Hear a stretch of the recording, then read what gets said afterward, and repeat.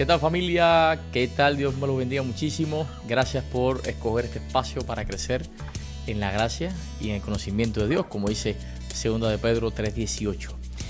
Algo tan necesario en nuestro tiempo, ¿no? En nuestra vida, en nuestra generación. Hoy vamos a tratar un tema que siempre ha traído problemas, ha traído discordia, ha traído situación en el pueblo de Dios. Y realmente hay dos temas bien serios que han traído siempre discordias, ¿no? Uno es la música. La Biblia no habla nada de condenar ningún instrumento y ahí vamos nosotros a censurar un instrumento. La Biblia no condena ningún tipo de figura musical y ahí vamos nosotros a impedir que esta figura musical no, esta figura musical sí. Entonces nacen teorías y cosas que son humanas. Entonces cuando se levanta un grupo dentro de la iglesia a poner encima la verdad que creemos como hijos de Dios, bueno, pues automáticamente viene otro grupo e intenta desplazarla con tradiciones de hombre como si fueran mandamientos de Dios, como dice Jesús en el Nuevo Testamento. Y otro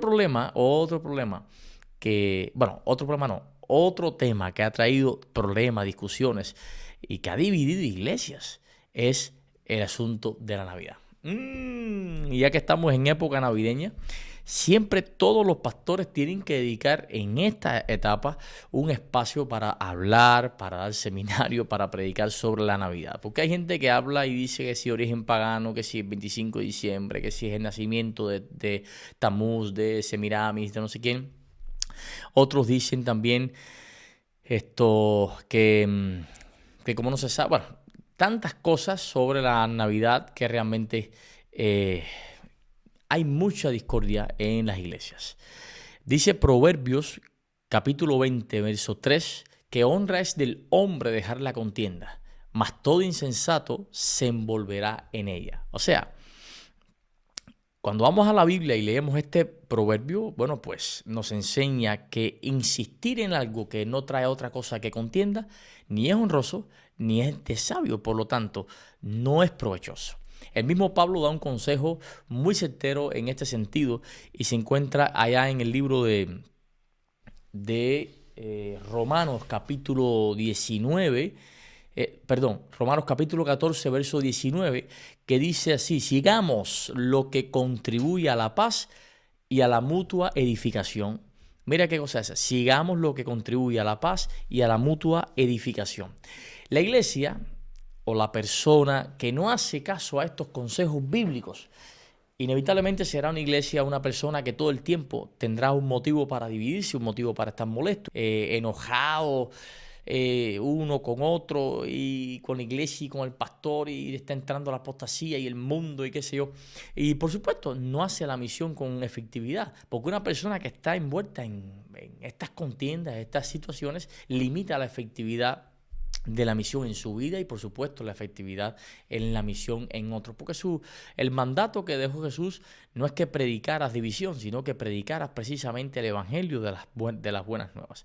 Y estos son los dos temas que han sido usados por el enemigo para dividir la iglesia, para molestar a algunos, incluso hasta bloquearle la entrada a otros.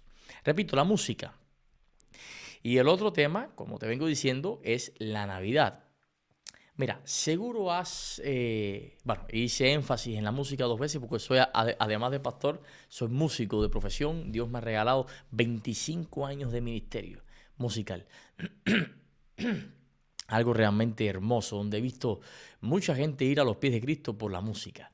Bueno, volviendo al tema. La Navidad es ese otro asunto que siempre está ahí latiendo en esta época del año, de noviembre a principios de enero. Y tú seguro has escuchado o has leído en redes sociales a alguien decir que la Navidad no debe celebrarse porque tiene un origen pagano, porque Jesús no manda que se celebre, porque en la Biblia no aparece un mandato a hacerlo, no se debe poner el árbol navideño porque tiene un origen pagano. Y el caso es que la Biblia tampoco tiene un solo verso donde prohíba conmemorar la llegada de nuestro Salvador, de nuestra salvación. Sin embargo, estas discusiones año tras año no han tenido el efecto positivo que Dios quisiera. Porque lejos de traer unidad, lejos de traer amor entre nosotros, buenos sentimientos, lo que trae continuamente esto es discordia. Entonces nosotros como hijos de Dios debemos tener discernimiento espiritual, lo cual es un don del Espíritu para entender que insistir en este tipo de discusión no es edificante, ni para la persona y mucho menos para la iglesia. Por lo tanto, el que gane en esto, ¿quién es? El diablo. El diablo, porque Dios no gana en esto un milímetro de terreno aquí. Entonces, ustedes van a notar continuamente una tendencia a atacar todo lo que tiene que ver con Dios, con todo lo que le beneficia a Dios, con todo lo que pueda exaltar el nombre de Dios. Fíjate, te pongo un ejemplo. El mundo cree en la teoría de la evolución. Una teoría es algo que se construye a partir de hipótesis, o sea, no es nada comprobado. El mundo cree en la teoría de la evolución. Por lo tanto, le hace guerra frontal a la teoría de la creación. Y te pregunto, ¿por qué hacerle guerra a la teoría de la creación? ¿Por qué? ¿Por qué? Precisamente, la creación exalta el nombre de Dios como creador. Y eso el mundo lo detesta. Ahora vamos acá. El mundo no cree que Dios hizo hombre, que habitó entre nosotros, que se hizo igual a nosotros, tomó forma humana, vivió entre nosotros y murió. Y entonces le hace guerra a esa creencia. Y te pregunto, ¿por qué hacerle guerra entonces a la Navidad? Porque exalta a Dios como Salvador y como Redentor. ¿O me vas a decir que la Navidad exalta al diablo? No, si lo que hacemos en la Navidad es recordar, es conmemorar el nacimiento de nuestro Salvador, más nada. Ahora, hoy hay mucha gente movidos por un celo que no quiero juzgar, al contrario, perdón, lo veo como un celo genuino. Y está bien tener celo por las cosas de Dios. No lo juzgo. Sin embargo, atacan la Navidad como si fuera el diablo mismo. Especialmente en redes sociales, dando argumentos que básicamente son un corte y pega de alguien que vio de una página de Google. El otro día me mandaron un argumento por Messenger de una captura pantalla para demostrarme que la Navidad es pagana. Y yo dije, Dios mío, pero si esto es una captura pantalla de una página en Google. Señores, no se puede hacer un estudio serio, un estudio certero a partir de abriendo Google, porque en Google tú vas a encontrar todo lo que tú quieras encontrar. Resulta que hace 20 años, 30 o 35 años, entre 20 y 35 años atrás, se comenzó a popularizar la teoría del origen pagano de la Navidad. El 25 de diciembre, el árbol navideño diciendo que viene de Babilonia, que viene de la fiesta del sol naciente, de Semiramis, de Nimrod, de Tammuz.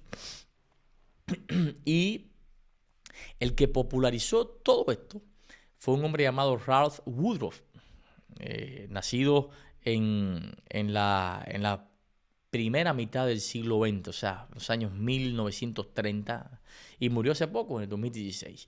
Ralph Woodruff, tomando ideas de un escritor anterior a él llamado Alexander Hislop, que no se te olvide, Alexander Hislop, construye un libro. Y es curioso que cuando los investigadores y las universidades serias estudiaron los escritos de Hislop, automáticamente demostraron que ese hombre era un fraude, porque no se basaba en ninguna fuente histórica para darle base a la teoría que estaba formulando, que estaba presentando. Y confrontaron rápidamente a Ralph Woodruff para que diera entonces pruebas de lo que decía su libro llamado Babilonia, Misterio Religioso. Y por supuesto Ralph no pudo sostener su teoría tampoco, y automáticamente este se retracta, reconociendo públicamente que muchas de esas ideas que él tomó eran erróneas. Y entonces escribe un segundo libro, que lo puedes buscar, este sí en Google, y lo puedes descargar para que lo leas, llamado The Babylon Connection. Ahí está en inglés y está en español también. En ese libro, Ralph Woodruff admite que muchas conexiones que él estableció entre cristianismo y paganismo fueron totalmente forzadas o exageradas, que varias afirmaciones populares sobre la Navidad, sobre símbolos cristianos, etcétera, no tienen base sólida histórica de ningún tipo.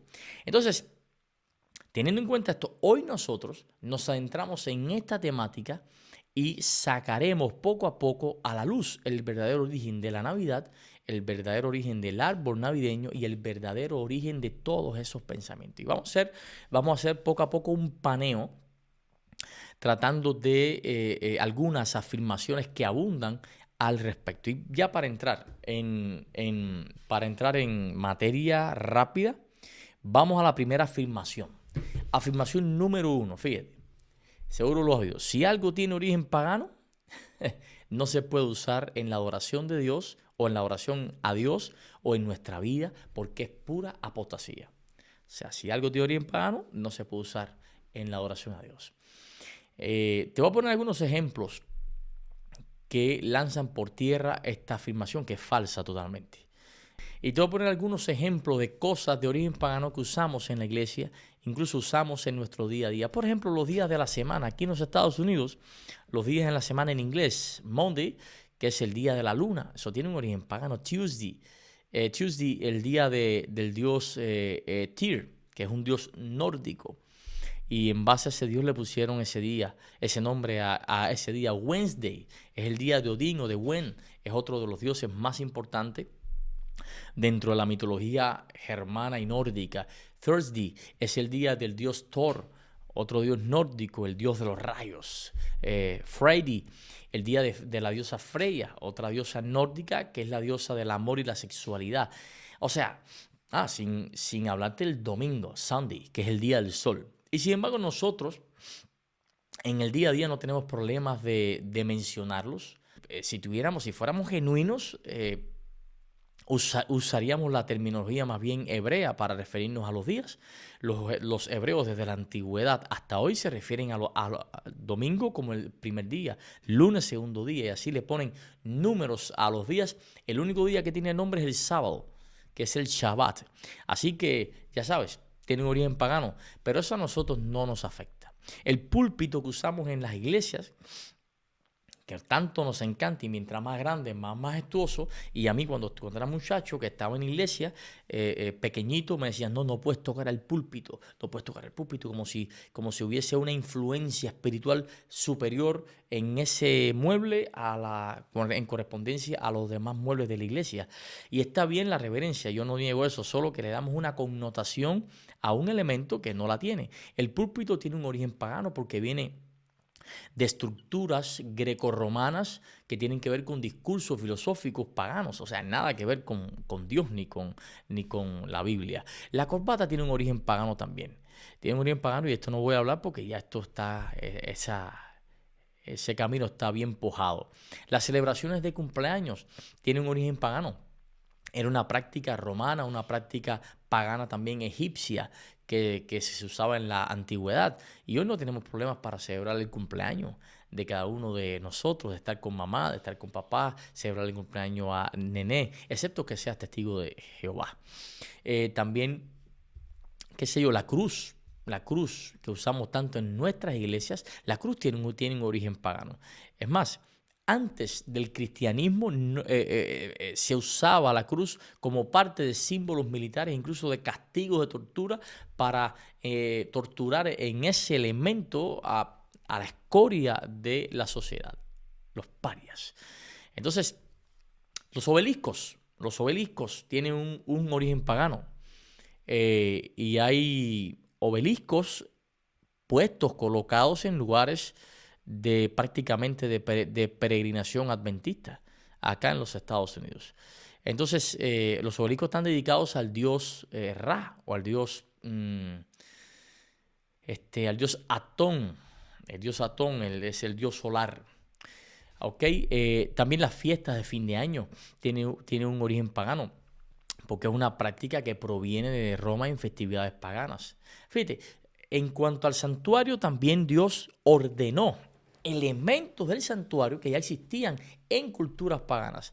O sea, antes de Moisés, culturas como Egipto, Mesopotamia, Fenicia y Canaán ya usaban los elementos que se estaban usando o que Dios iba a usar en el santuario. Esto es para aquellas personas que viven diciendo que con la Biblia no hay cultura, que la Biblia arrasa con todo tipo de cultura. Familia, si pensamos, esto es un paréntesis, si pensamos que, o si usamos la Biblia para aplastar cualquier tipo de cultura a la que vamos a evangelizar, simplemente estamos colonizando otros pueblos con la religión, que fue lo que hicieron los españoles con los pueblos indígenas.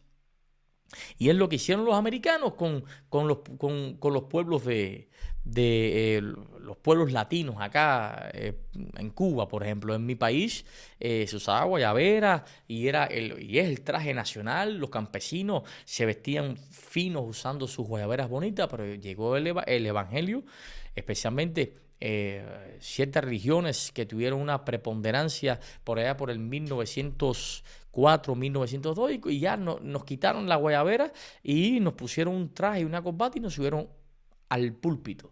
Entonces, no puedes cantar, no puedes predicar si no te pones una corbata. ¿De dónde sacamos eso? Entonces estamos colonizando. Vamos a África. Yo sé que esto no tienes por qué pensar igual.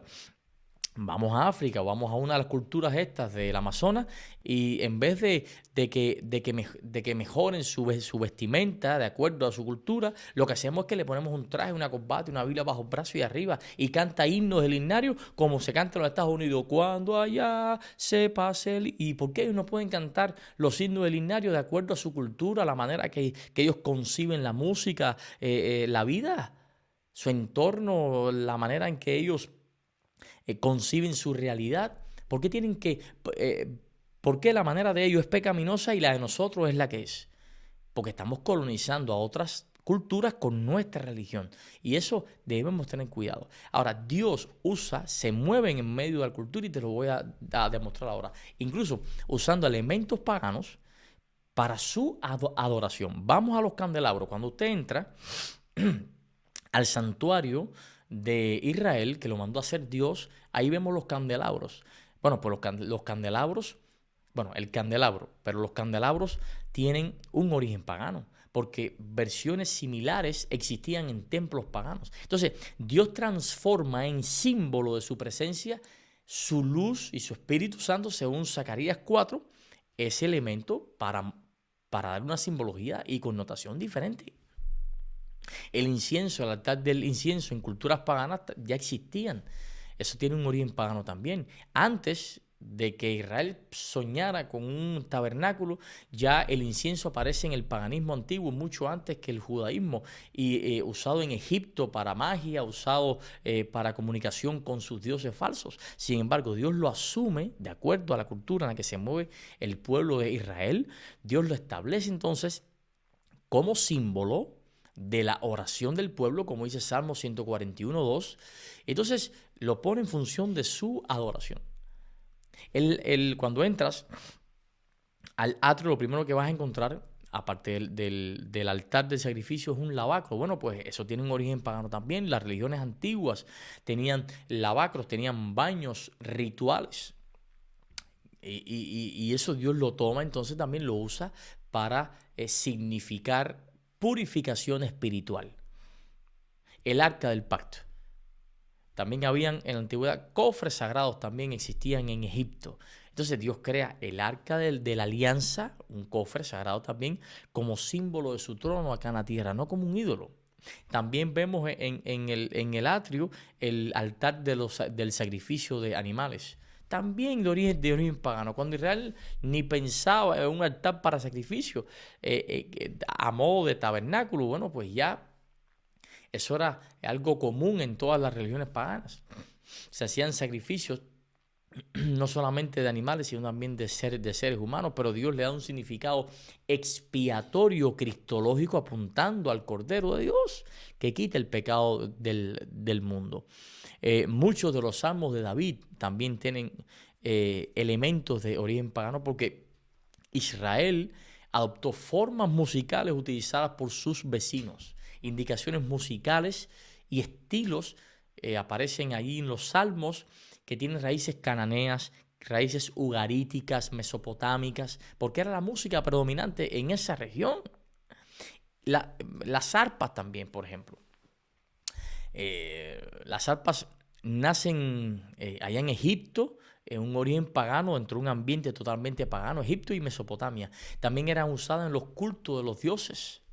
Sin embargo, en la Biblia, bueno, pues vemos imágenes proféticas en el cielo con las arpas. Ahora, ojo, el patrón, quiero dejar algo claro, el patrón del santuario es celestial, no es pagano. No se confundan, ¿eh? Quiero dejar claro eso. El patrón del santuario no es pagano, es celestial. Pero a pesar de las similitudes superficiales culturales, la Biblia incluso es clara cuando dice ahí en Éxodo 25, si mal no recuerdo, en verso 39 o 40, cuando dice, hazlo conforme, dice Dios, hazlo conforme al modelo que te he mostrado en el monte. O sea, el diseño del santuario no proviene de otra religión ni de culturas paganas, proviene de Dios mismo, es el diseñador. Ahora, si otros pueblos tenían elementos parecidos, que eso demuestra que Dios usa el lenguaje simbólico que su audiencia puede entender. Si no, ¿de qué modo se puede comunicar con nosotros? O sea, los paralelos culturales, y esto es algo que muchos no comprenden todavía, los paralelos culturales no invalidan el origen divino de las cosas. Dios usa la cultura, se mueve en la cultura de la generación a la que está hablando, ¿ok? Así que ese tema de que no usar esto porque tiene origen pagano, eso no tiene sentido. Porque no es el elemento, es el uso que le das a ese elemento. No existen instrumentos cristianos. Todos los instrumentos que usamos para alabar a Dios, todos son de origen pagano. Pero Dios usa los elementos para su adoración. Se le da un tratamiento y se usa para la adoración. Bueno, el plato redondo donde comes tiene un origen pagano porque eso existió para honrar al dios Sol, que era el proveedor de la comida en ciertas culturas. Y hoy no lo botas por la ventana. ¿Okay? Bueno, ok, vamos a la afirmación número 2. La afirmación número 2 dice que Dios no mandó a que se celebrase el nacimiento de Jesús. Por eso no debemos celebrar ese nacimiento nosotros. Falso. Porque Dios no mande algo no significa que nosotros no tengamos que hacerlo o sea pecado si lo hacemos. Te pongo varios ejemplos. Dios no manda que se celebre el nacimiento de Jesús, pero tampoco lo prohíbe. O sea, no existe un solo texto en la Biblia, uno solo, donde se prohíba tal cosa. Sin embargo, Jesús, como te dije anteriormente, festejó, hizo festividades que Dios no mandó que se celebrara y tampoco las prohibió, por lo tanto, no lo vio como pecado. Ahí tenemos, por ejemplo, la Hanukkah, que estamos en esta época de las fiestas de Hanukkah, que, bueno, evoca, según la historia del pueblo judío, la liberación por parte de los macabeos. Y Jesús entonces celebró también ese evento, pero no es una fiesta de Dios. Dios no mandó que se celebrara. Eso no está dentro de las fiestas de Dios. Tampoco Dios mandó que se celebraran las bodas. Dios no manda en ninguna parte de la Biblia a celebrar bodas. ¿Dónde está el texto? No existe. Dios instituye el matrimonio, pero no la celebración. Sin embargo, Jesús participó en bodas, y no que participó, sino que apoyó también en bodas. No, porque no se puede celebrar el cumpleaños, el cumpleaños porque está fuera de fecha, porque no sabemos la fecha. Bueno, pues en segundo de Crónicas, capítulo 30, vemos que Ezequías celebra la Pascua y la celebra fuera de fecha exacta, con gente incluso impura, sin cumplir todos los requisitos legales desde el punto de vista religioso de la época. Y Dios lo aceptó por la intención de su corazón. El Día de Acción de Gracia, el Thanksgiving, que se celebra aquí en los Estados Unidos y ya en muchas partes del mundo, sobre todo en las iglesias también, eso se ha colado y Dios no mandó que se celebrara eso. Sin embargo, es un gran día para reconciliaciones y mucha gente que nunca va a la iglesia, bueno, pues vienen ese día y escuchan la palabra de Dios. El 22 de octubre, nunca Dios mandó a que se celebrara el 22 de octubre o a que fuera celebrado y mucho menos recordado. Eso no existe en la Biblia. Y ese día a nivel mundial se hacen veladas espirituales, se hacen vigilias, dramatizaciones, conciertos para recordar, para evocar ese día denominado el Gran Chasco. Y Dios no lo acepta porque no lo mandó. Sí lo acepta, porque es otra oportunidad que se crea donde el pueblo de Dios por fin se une también una vez más en adoración al Dios creador. Dios no mandó que se celebrara el día del pastor, no mandó que se celebrara el día del anciano, de la escuela sabática, del conquistador, del joven adventista, del maestro. No mandó. Sin embargo, son espacios muy buenos para reconocer el trabajo de nuestros hermanos que se están desgastando por la obra de Dios, y no está mal. O sea, no celebrar el nacimiento de Jesús porque Dios no dijo que se celebrase, no es base suficiente para no celebrarlo, porque no existe una prohibición tampoco. Y en la Biblia ya le puse ejemplo donde el mismo Cristo participa en festividades que Dios tampoco mandó a que se celebrara. La tercera afirmación que vas a escuchar por allí es que no hay base bíblica para celebrar el nacimiento de Jesús. Falso. Te voy a mostrar ahora rapidito que Dios y el cielo celebraron el nacimiento de Jesús. Por eso dice ahí en Lucas, capítulo 2, versos 13 y 14. Y repentinamente apareció con el ángel una multitud de las huestes celestiales que alababan a Dios y decían: gloria a Dios en las alturas y en la tierra paz, buena voluntad para con los hombres. Fíjate, ese día el cielo se desbordó en adoración y en celebración. Fíjate, no fue un ángel, no fue algo aislado, no, fue una multitud, no fue en silencio, no, fue alabanza audible. No fue un evento neutro, una esquinita allí, no, fue algo glorioso, fue algo público. El cielo dice que reaccionó celebrando el nacimiento de Cristo. O sea, eso fue en el cielo. Ahora vamos a la tierra. En la tierra también hubo celebración. Tenemos el ejemplo de los pastores de Lucas capítulo 2, versos del 15 al 18, donde dice: vinieron pues apresuradamente y al verlo dieron a conocer lo que se les había dicho, y todos los que oyeron se maravillaron. Y dice en el capítulo 2, verso 20 también, dice: y volvieron los pastores glorificando y alabando a Dios por todo lo que habían oído y visto. Mira qué cosa tan hermosa. Los pastores van, ven y luego testifican y alaban y glorifican a Dios. Amigos, esto es una respuesta celebrativa, no es una respuesta fría, indiferente. No, podemos recordar, no, es algo grandioso. Repito, es una respuesta celebrativa, no es una respuesta fría, no es una respuesta indiferente. La actitud del profeta, de la profeta Ana, en Lucas 2, verso 36 al 38, que dice: y ésta presentándose en la misma hora, daba gracias a Dios y hablaba del niño a todos los que esperaban redención. Fíjate, esta mujer profetiza o profeta, da gracias, habla del niño, comparte la buena noticia.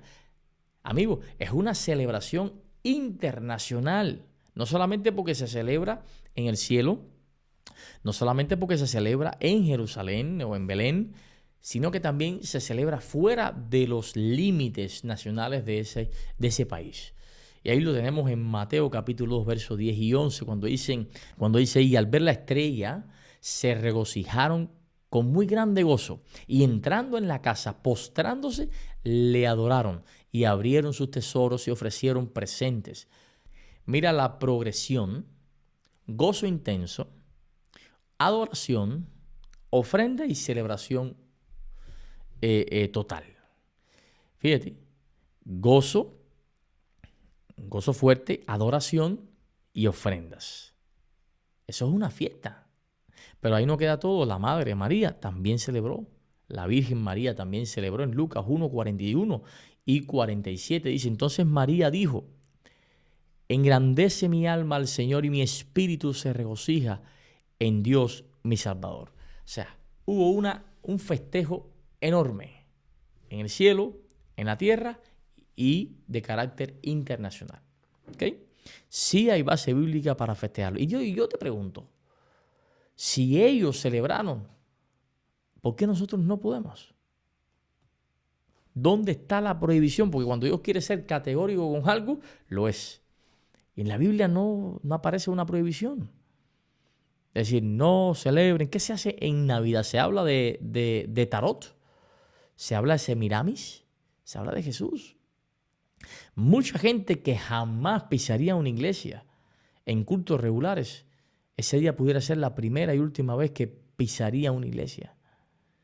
Y nosotros tenemos que abrirle la puerta y recibirlo y darle palabra de vida, de esperanza, de exhortación. Presentarle el Evangelio de Cristo, porque eso es lo que cambia vidas. Enseñarle que todas esas luces que afuera son para decoración en el mundo, en las calles, bueno, pues aquí son para mostrar que la luz que alumbra en la vida de una persona que es transformada se llama la luz de Jesús. ¿Ok? Afirmación número 3. Como no se sabe la fecha exacta del nacimiento, no podemos celebrarlo. Falso. Falso. Te lo muestro con la Biblia. Dice allí en el libro de Mateo, capítulo 2, verso 1 y 2, dice que cuando estas cosas ocurrieron, dice la Biblia, apareció una estrella. Dice, porque su estrella hemos visto en el oriente y venimos a adorarle. O sea, esto implica que la estrella no apareció por primera vez allá en Belén. No, los magos vinieron de lejos. Iniciaron un viaje larguísimo, un viaje desde Persia a Babilonia. Fácilmente tomaba meses, no días, ni semanas. Y la estrella seguía apareciendo tiempo después del nacimiento. Y dice Mateo capítulo 2, verso 9, y he aquí la estrella que habían visto en el oriente iba delante de ellos, hasta que llegando se detuvo sobre donde estaba el niño. Fíjate, nota esto. Es la misma estrella vista antes, pero ahora aparece de nuevo, lo cual indica continuidad en el tiempo. O sea, no apareció una vez y ya cuando nació el niño, sino que después que nació el niño, y se piensa que habían pasado cerca de 2 años, poco menos de 2 años desde que nació el niño hasta que apareció la estrella guiando a los magos o a los sabios. Después haremos un programa hablando sobre quiénes eran los sabios y quiénes eran los magos. Que no eran magos porque eran magos, sino que antes a los magos, a los sabios, se le decían también magos. Hay una continuidad, o sea, no fue un fenómeno momentáneo. No fue un fenómeno momentáneo. Fíjate, ya Jesús no estaba en el pesebre, había pasado el tiempo ya de su nacimiento. Y dice Mateo 2:11, dice allí, y entrando en la casa, vieron al niño, y sigue el texto. Fíjate, entrando en la casa, note el detalle, dice casa, no dice pesebre, dice niño, que en griego es pairión, o pairión, que no es recién nacido, que es brefos. Pairión es un niño grande. Recién nacido es brefos. Y esto indica que ya había pasado casi, como dije anteriormente, casi 2 años. Y Dios no detuvo a los sabios del oriente para que no celebraran el rey nacido porque estaban fuera de fecha, ¿no? Y los eruditos se basan en los cálculos que hizo el mismo Herodes. Fíjate que Herodes no pregunta cuándo nació el niño, sino cuando apareció por primera vez la estrella. Entonces, al sacar los cálculos, pues manda entonces a matar a todos los niños nacidos 2 años hacia abajo. Ahí está, Mateo 2:16, cuando dice, hizo matar a todos los niños de 2 años hacia abajo, conforme al tiempo que había inquirido de los magos. O sea, los magos fueron los que le dieron a él el dato. Y aquí hubo una movilización alrededor de todo este suceso del nacimiento de Jesús de manera prolongada, no una vez y ya, sino que se repetía. Familia, el nacimiento de Jesús fue un evento. El nacimiento de Jesús genera gratitud, genera, en lo que hemos leído hasta ahora, generó proclamación, generó celebración, alabanza. Fíjate, los pastores, María, los sabios del oriente, los mismos ángeles del cielo celebraron. Dios celebró el nacimiento del Salvador, porque fue un milagrazo. Y te vuelvo a preguntar para que reflexiones en esta pregunta. Si toda esta gente inspirada, mandada por el Espíritu Santo, por Dios mismo, celebraron el nacimiento de Jesús y los ángeles lo celebran, ¿por qué nosotros no? Familia, los ángeles bajaron y celebraron. Y los hombres por los cuales vino a su vida, ¿dónde estaban? Los sacerdotes, fíjate, los sacerdotes, los ancianos del templo, los religiosos de la época, los pastores, ¿dónde estaban? Imagínate que Herodes estaba más consciente de la profecía que los mismos religiosos. Porque una cosa es conocer la profecía y otra cosa es aplicar la profecía. Y eso es lo que está pasando hoy. Sabemos mucho de profecía, pero no aplicamos nada. Y lastimosamente el gran mensaje que Dios ha puesto en nuestras manos se está diluyendo en críticas, en fajazones, en que porque no piensas como yo, tú eres un apóstata. Y entonces sacamos un texto de aquí, un texto de allá, empatamos, creamos una tesis, vamos a una página de Facebook, cortamos, pegamos, hacemos una... Señores, y aquí quien gana terreno en todo esto es el diablo. El niño tuvo que ser llevado en aquel tiempo a un viejito y Dios reservó a Simeón para bendecir a ese muchacho y también a Ana, la profeta, porque los que tenían que estar puestos para eso no estaban puestos para eso, estaban puestos para otras cosas. Y hoy estamos igual.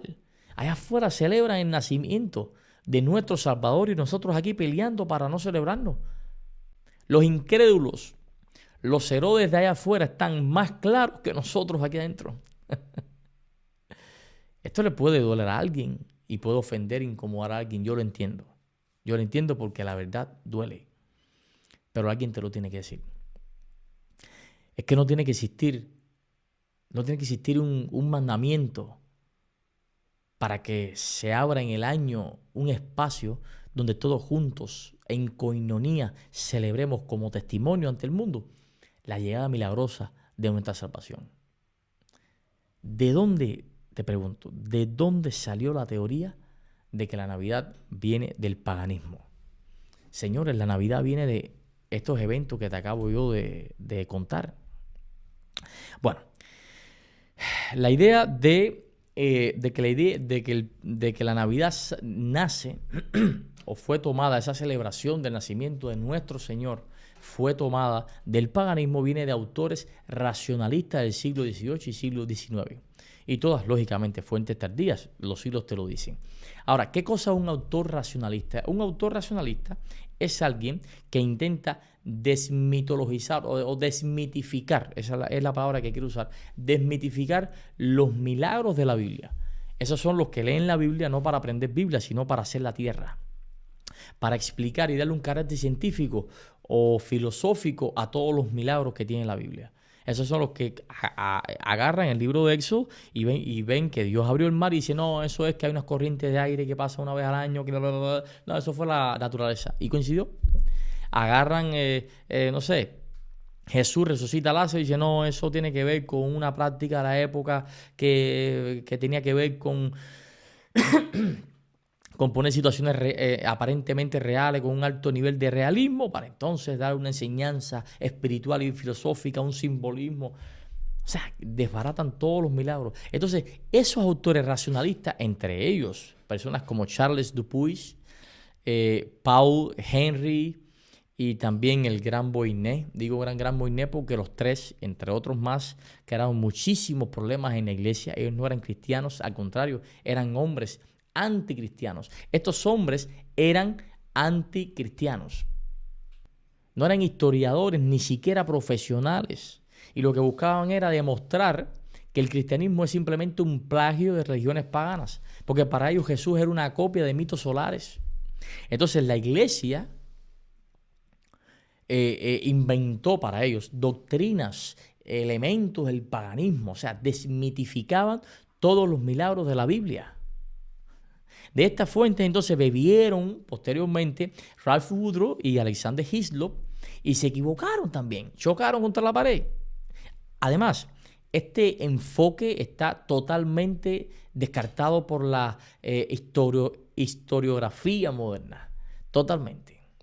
Sin embargo, muchas iglesias hoy y predicadores hoy siguen repitiendo esas ideas racionalistas del siglo XIX como si fueran una investigación seria. Imagínate que los académicos a nivel mundial, incluso los ateos y científicos cristianos, los académicos más respetados a nivel mundial, las universidades de mayor prestigio, han desechado esas teorías porque han demostrado, y está demostrado, que son teorías falsas que no tienen una base histórica. Pero nosotros hoy, eso no nos importa.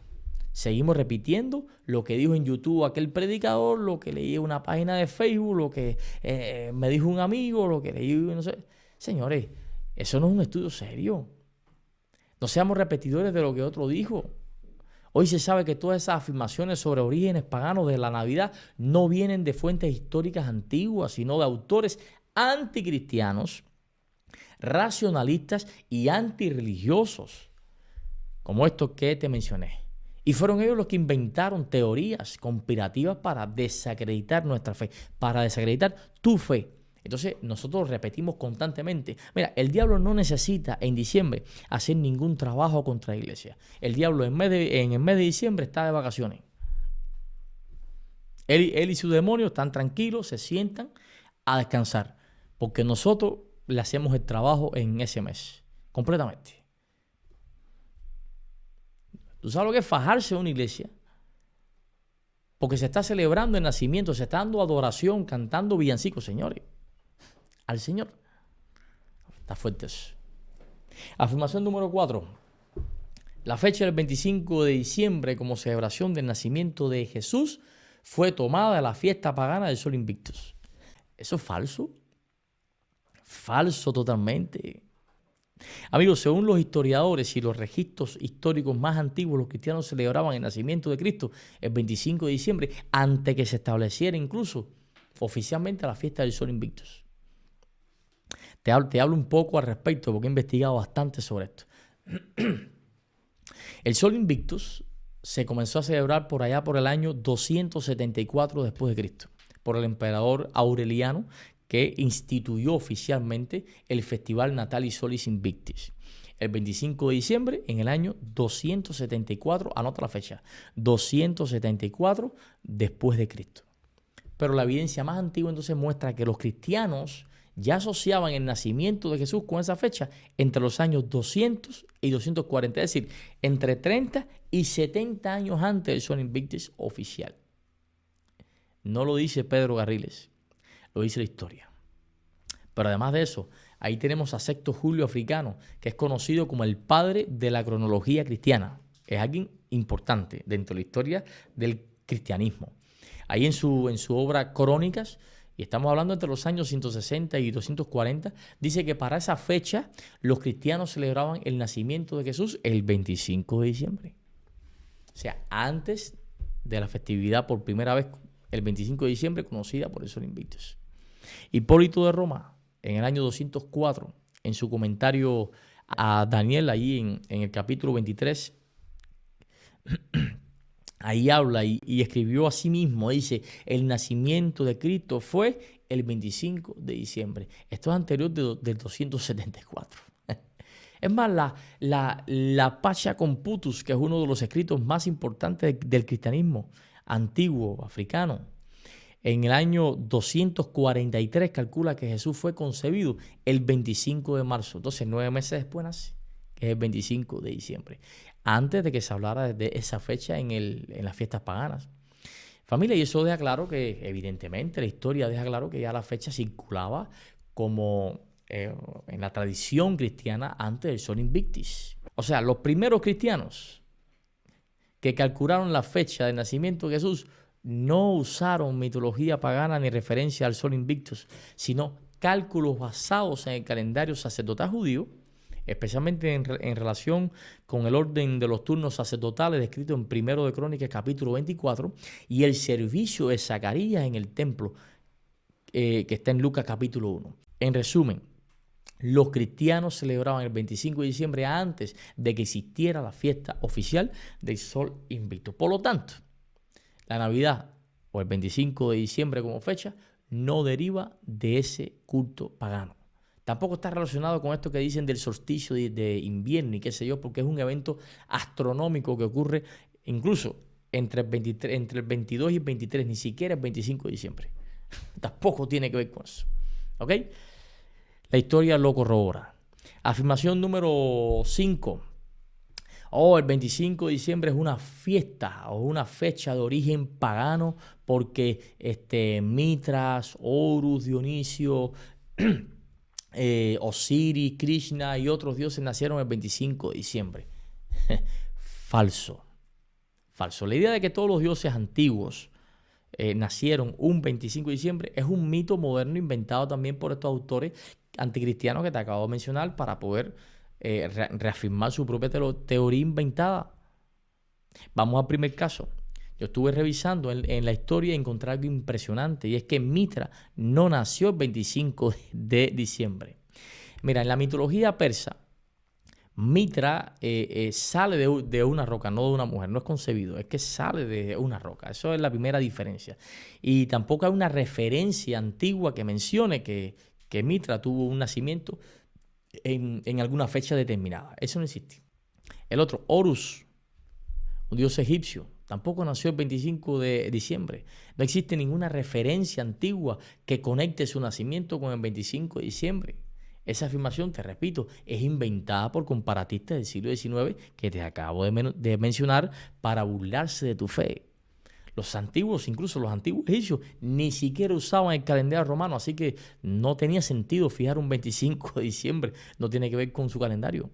El otro, Dionisio o Baco, tampoco nació el 25 de diciembre. Es más, Dionisio sí tiene varias versiones de su nacimiento, pero ninguna fecha está situada el 25 de diciembre. Su festividad principal incluso es en febrero, que es la fecha de Antestería o Antesteria, así es como se dice.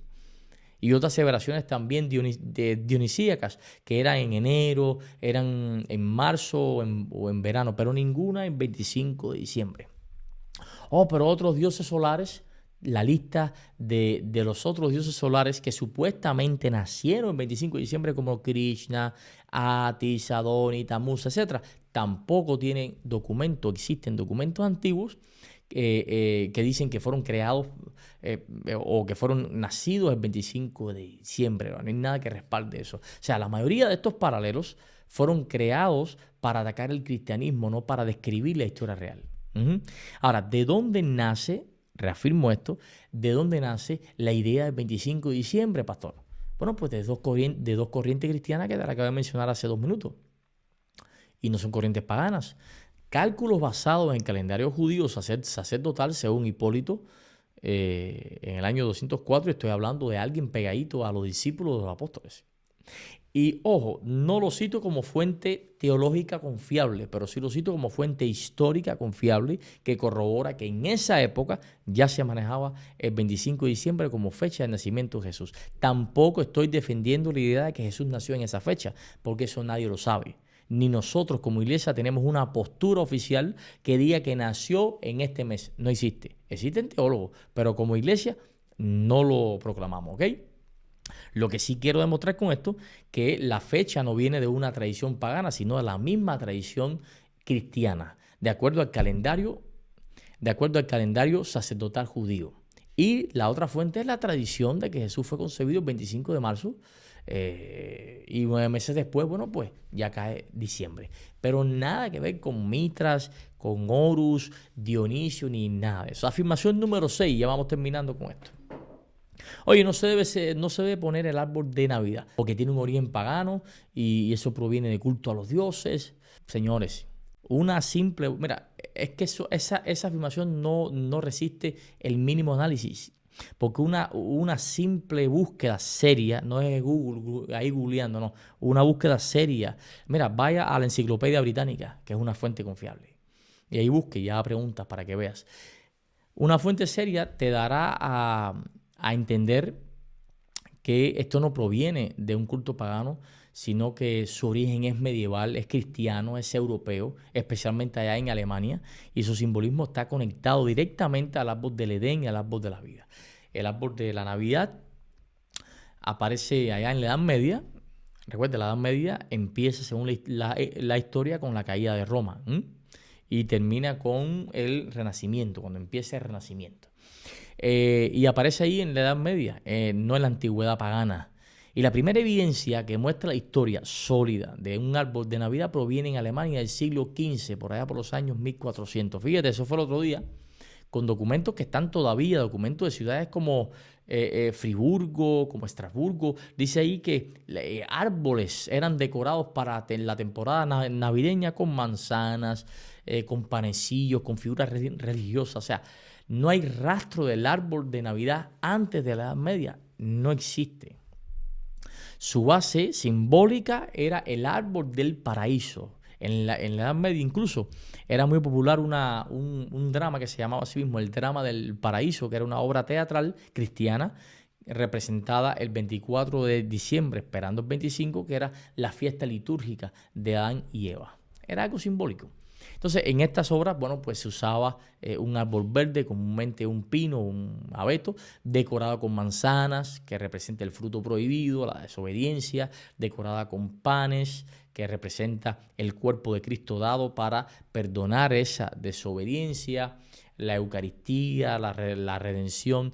Y ese árbol fue llamado a sí mismo árbol del paraíso. De ahí viene directamente el árbol de la Navidad, no del paganismo. Es más, Martín Lutero, en el siglo XVI, popularizó la idea de poner un árbol navideño en su hogar. Fíjate que dice la historia que Lutero caminaba con su hijo de regreso a casa una noche de invierno. Entonces vio cómo las estrellas brillaban entre los abetos.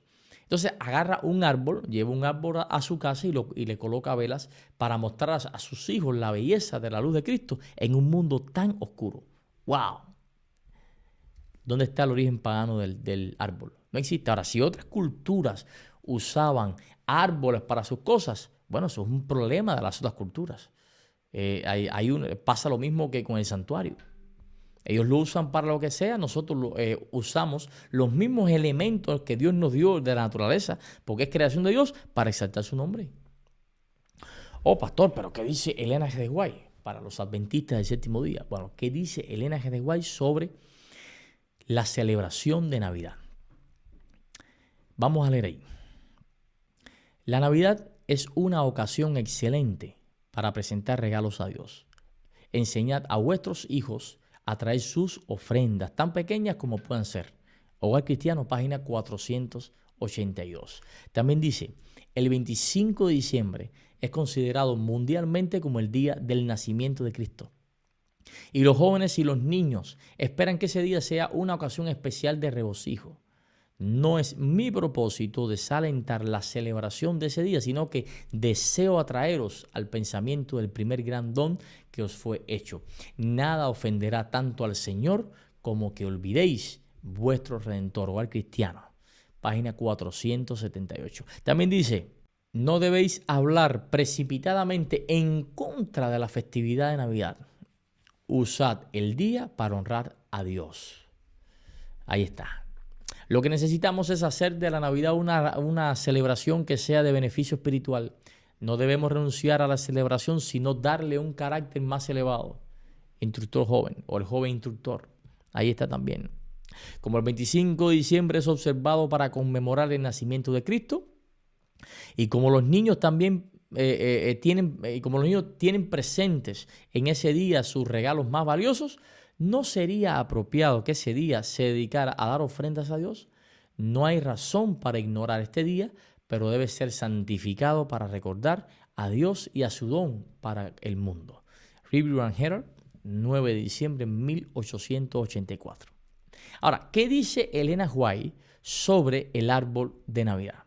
Dice, traer un árbol de Navidad y colocarlo delante de la congregación, hacedlo hermoso con ofrendas para Dios. Presentar vuestras ofrendas al Señor sobre este árbol. Este método será un gran éxito y causará que muchos den deliberadamente. Review and Herald, 26 de diciembre de 1882. No veo objeción alguna a que se ponga un árbol de Navidad en nuestras iglesias, como solíamos hacer en Battle Creek. Fíjate, allá en su iglesia se hacía. El árbol puede servir para llevar ofrendas a Dios. Ahí está también. No tengo ninguna objeción a los árboles de Navidad. Lo importante no es el árbol en sí, sino el propósito al cual se dedica este símbolo. Si se hace para honrar a Dios, Él será glorificado. Review and Herald, 8 de diciembre de 1885. Para terminar, al colocar el árbol de Navidad en vuestros hogares, enseñad a vuestros hijos que debe recordarles el don que Dios hizo al mundo en Cristo. Así la Navidad será una lección espiritual para toda la familia. el Hogar Adventista, página 482. O sea, el origen de la celebración, ya resumiendo, el origen de la celebración navideña no es pagano. Es un origen judeo-cristiano, como hemos visto en este estudio.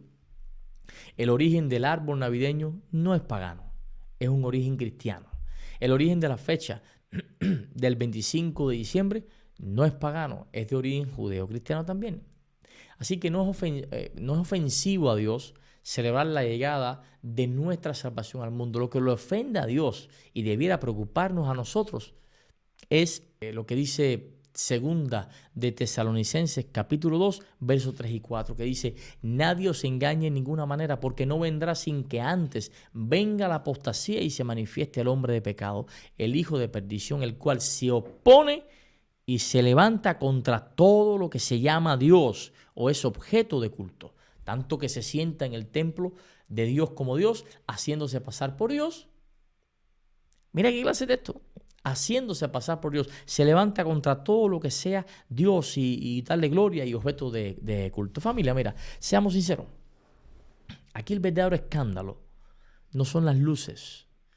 El verdadero escándalo no es el árbol, no es la fecha o el origen que tenga. Aquí el verdadero escándalo es que aquel verbo fue hecho carne y habitó entre nosotros. Y vimos su gloria, gloria como la del unigénito del Padre, lleno de gracia y de verdad. Aquí el escándalo es que el cual, siendo en forma de Dios, no estimó el ser igual a Dios como cosa a que aferrarse, sino que se despojó a sí mismo tomando forma de siervo, hecho semejante a los hombres. Porque indiscutiblemente grande es el misterio de la piedad, que Dios fue manifestado en carne.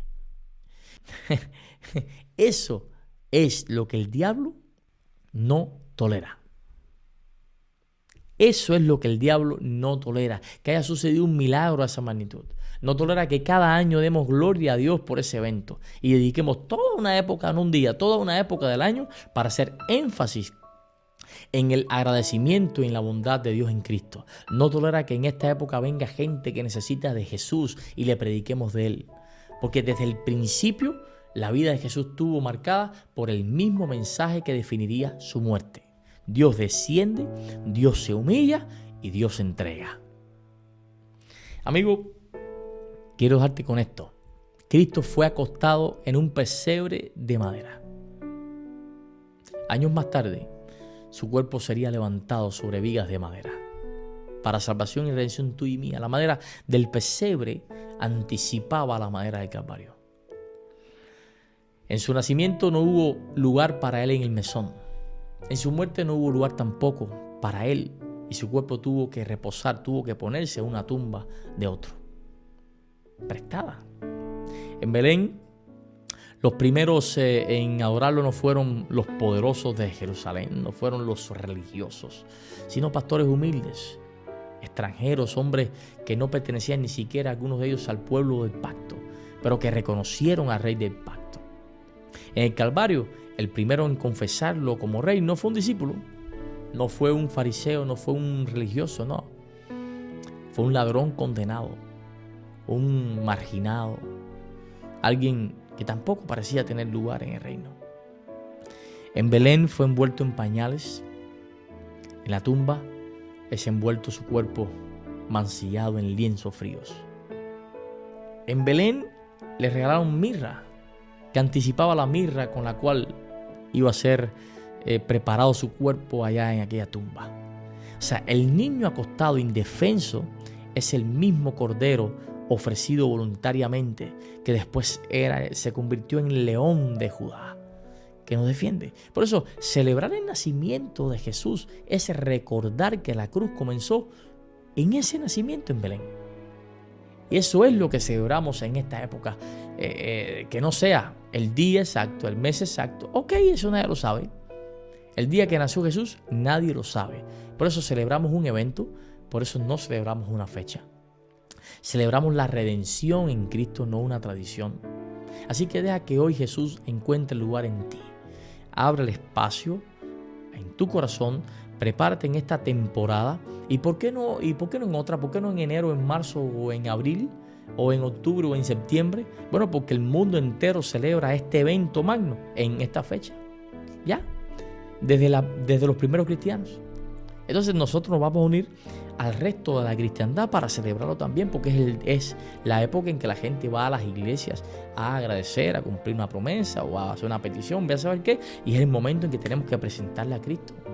Todo espacio se debe usar, se debe aprovechar para presentar a aquel niño que fue envuelto en pañales, pero que fue crucificado por nuestros pecados en la cruz del Calvario y que luego el tercer día fue resucitado en la tumba y que fue ascendido al cielo y que está ahora mismo intercediendo por ti y por mí. Deja que hoy Jesús encuentre lugar en ti. Que Dios te bendiga.